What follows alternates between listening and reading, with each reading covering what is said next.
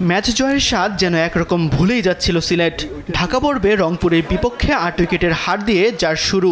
এরপর সিলেট পর্বেও যেন ভাগ্যবদল হচ্ছিল না সুরমাপাড়ের দলটির।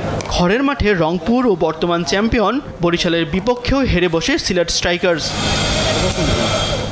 অবশেষে টানা ৩ হারের পর গেল ম্যাচে প্রথম জয়ের দেখা পায় আরিফুল হকের দল। বাঁহাতি ওপেনার জাকির হাসানের ঝোড়ো ইনিংসে ঢাকাকে ষষ্ঠ হারের লজ্জায় ডোবায় সিলেট।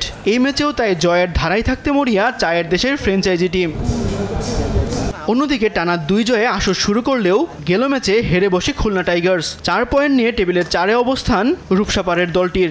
সিলেটের বিপক্ষে জয়ের ধারায় ফিরতে মরিয়া মেহেদী হাসান মিরাজের দল। এদিকে টানা ম্যাচ হেরেই চলেছে শাকিব খানের ঢাকা ক্যাপিটালস। একাদশে একের পর এক পরিবর্তন এনেও ভাগ্য যেন বদল হচ্ছে না তাদের। টানা ৬ ম্যাচ হেরে পয়েন্ট টেবিলের তলানিতে রাজধানীর এই দলটি। গেল ম্যাচে সুযোগ ছিল জয়ে ফেরার, কিন্তু বোলিং ব্যর্থতায় সিলেট স্ট্রাইকার্সের কাছে ৩ উইকেটে হারে তারা। আসরে প্রথম জয়ের অপেক্ষায় ঢাকা ক্যাপিটালস। অন্যদিকে ধারাবাহিকতার অভাব ভোগাচ্ছে দুর্বার রাজশাহীকে। ৫ ম্যাচে ২ জয়ে পয়েন্ট টেবিলের ৫ নম্বরে আছে পদ্মাপাড়ের দলটি। তাসকিন আহমেদ ছাড়া বাকি বোলাররা নামের প্রতি সুবিচার করতে পারছেন না। ব্যাটিংয়ে অবশ্য ইয়াসির আলী, রায়ান বার্ল, এনামুল হক বিজয়রা আছেন দুর্দান্ত ছন্দে। ঢাকার বিপক্ষে তাই জয় ভিন্ন অন্য কিছু ভাবছে না দুর্বার রাজশাহী।